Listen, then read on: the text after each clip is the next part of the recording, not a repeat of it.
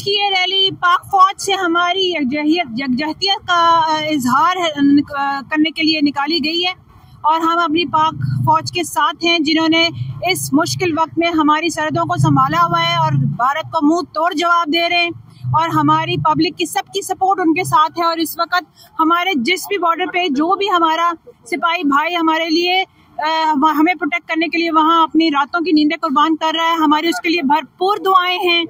और मेरी तमाम पब्लिक से भी यही रिक्वेस्ट है कि आप सिविल इंतजामिया की भी जो है सपोर्ट करें, हमारी जो हम मॉक ड्रिल्स करवा रहे हैं उसमें भी हमारी सपोर्ट करें और पाक फौज जो है उनके लिए दुआएं भी करें और उनकी सपोर्ट भी करें। और मेरी ये रिक्वेस्ट होगी कि आर्मी इंस्टॉलेशंस की, उनकी मूवमेंट की खुदारा पिक्चर्स बना के ये शेयर ना करें, ये आपकी तरफ से गद्दारी होगी इस वक्त इस मौके पे।